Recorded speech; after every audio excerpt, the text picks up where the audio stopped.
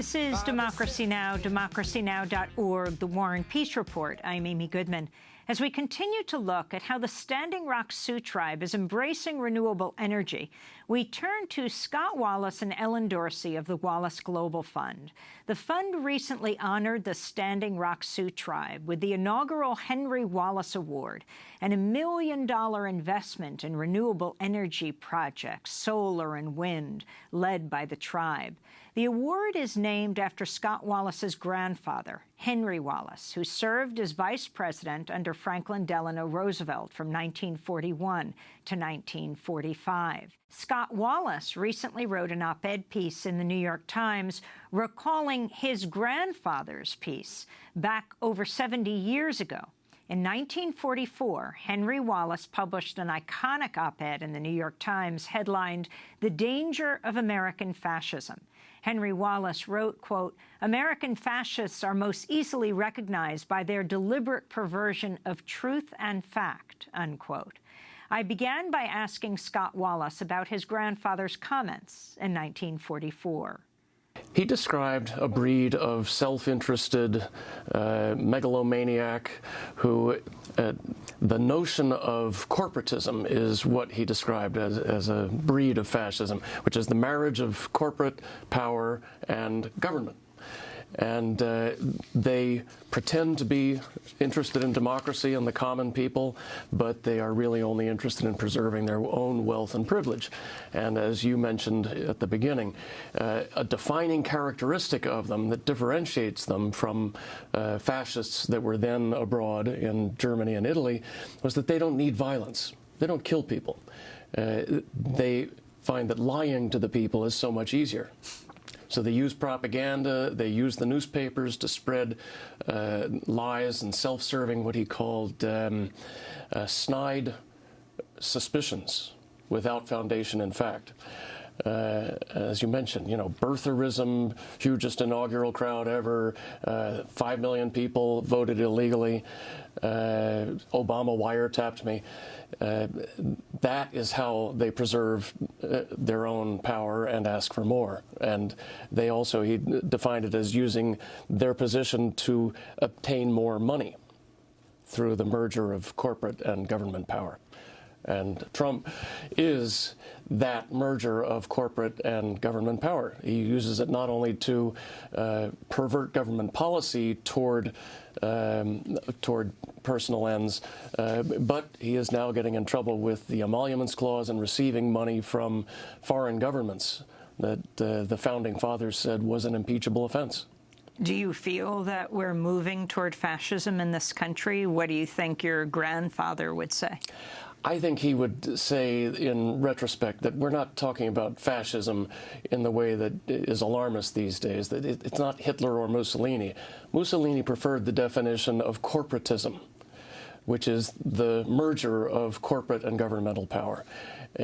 Using that definition of fascism, yes, that is what my grandfather predicted. And I think the only thing that would shock him right now is that his prediction has come true.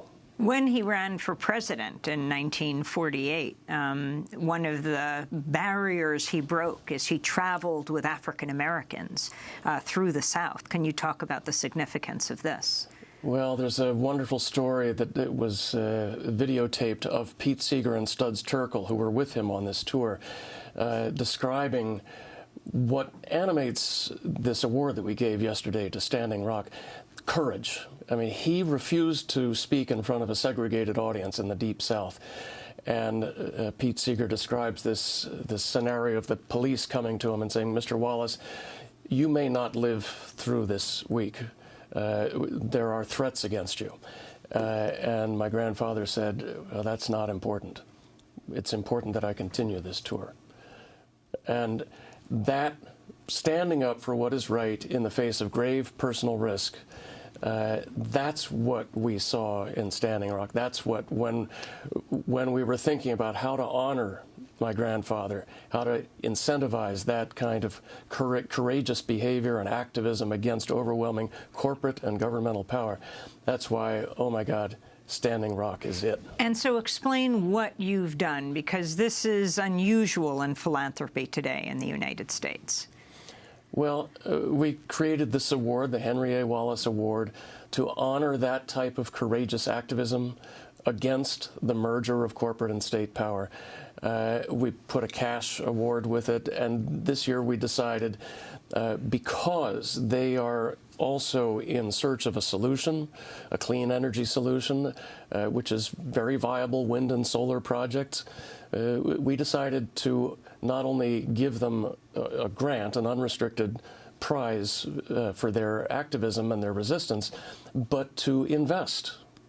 Because with our assets, the 95% of our money that we don't give away every year, but we invest to grow, we decided to put some of that into clean solar and wind projects, specifically run by and for the Standing Rock tribe, to make an example that this is not only good for the planet, but it's a way to make a decent return, too.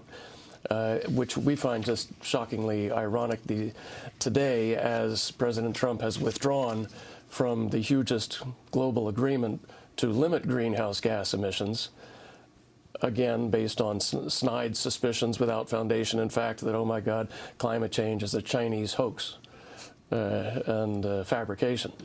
So it all came together very nicely, and we want to also make the point that no, renewable energy is the future, and you can make a nice return on it. And so this grant is both an outright grant of what, like $250,000, but then explain the rest of it. Well, we made a commitment of up to $1 million investment in the solar and wind projects that Standing Rock is developing with experienced project developers in the wind and solar space, and that will empower the community, the tribe, and can provide a model for the rest of the country and the rest of the world. Ellen Dorsey, this is part of what you've been doing for some years right now, this whole issue of divest and invest. People who, if you can explain what you're talking about when you talk about taking assets of a foundation and where you invest them. Well, first, I would say that there has been a growing movement of activists calling for institutional investors to divest their investments from fossil fuel companies. And we both supported that movement with our grant dollars, but we had already begun our own journey on overhauling our investments with the idea that it wasn't okay to be invested in companies that were driving problems that we were asking our grantees to solve, particularly when we were invested in those companies with the 95% of our assets and with the 5% making grants.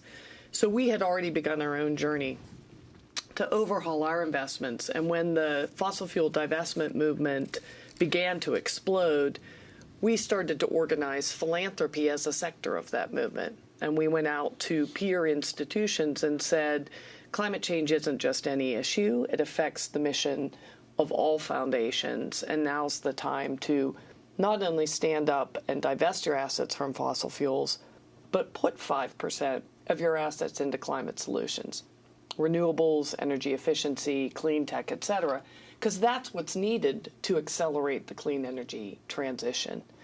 I would say that we weren't initially met with a great deal of enthusiasm by our peer institutions, because there's always been a firewall between the investments and the grants. But actually, in a pretty rapid period of time, we've now come close to 160 foundations around the world that have signed the pledge to get out of fossil fuels and put 5% in the solutions. Now, what does that mean? What about foundations that say we'd like to do this, but then we won't have money to give for grants? Well, first of all, I think that's based on false assumptions about the performance of their investments. It's very clear we got out of coal before coal tanked. We got out of oil before oil tanked. And our investment portfolio has been doing fantastically well. We beat our benchmarks consistently. So it's a false assumption that you would lose money. This is an industry of the past. We are in the middle of a transition. Clearly, how fast we make this energy transition will determine the impact on the planet and on the lives of millions of people. But the transition is occurring. So those that are investing in the future are going to capture the upside of a new market, a new economy. So it's both for financial reasons and ethical reasons that foundations and other endowments should be divesting and investing. And in fact, foundations, along with faith groups, universities, we receive charitable tax status because we serve the public good. And if arguably our investments are contributing to the destruction of the public good, I believe we have mission-level responsibility to divest our assets. And what are the energy assets you're investing in? We're invested in, I mean, when you think about it, every industry needs to decarbonize, to reduce the use of fossil fuels. So the kind of large umbrella of clean tech, you know, more sustainable businesses, it's almost endless in terms of every industry is implicated. But we're invested in renewables, we're invested in energy efficiency, we're invested in clean tech, and increasingly we're invested in energy access. There's 1 billion people in the world that do not have access to energy today, and they can leapfrog the old fossil fuel industry and the grid infrastructure with clean, renewable, and affordable energy. So investing in energy access also contributes to addressing poverty. So we're investing in energy access as well. Given that universities are being pressured to do this, and now philanthropies, are there studies that prove that you can actually make money if you invest in renewables rather than fossil fuels, coal, oil? Absolutely. And in fact, what really began as a student movement quickly migrated to the mainstream and the financial mainstream. Now, from the head of the Bank of England to the heads of insurance companies, they're saying it is actually your fiduciary duty to look at climate risk to your portfolio because the financial risks are so significant. And finally, what do you think, Scott Wallace, your grandfather, the late Vice President Henry Wallace, would say to President Trump today? I think he would say, please resign. Just go away. He's bad for the country. Scott Wallace and Ellen Dorsey of the Wallace Global Fund. And in full disclosure, Democracy Now! Is also supported by the Wallace Global Fund. That does it for today's show. Democracy Now! Is produced by Mike Burke, Dina Guzder, Nermeen Sheikh, Carla Wills, Laura Gottesdiener, Sam Alcoff, John Hamilton, Robbie Karen, Hani Massoud, Charina Nadura, and Andre Lewis. Mike DeFilippo and Miguel Noguera and Paul Huckabee are our engineers. Special thanks to Becca Staley, Julie Crosby, Hugh Grand, David Prude, Ariel Boone. I'm Amy Goodman. This is Democracy Now! Thanks so much for joining us.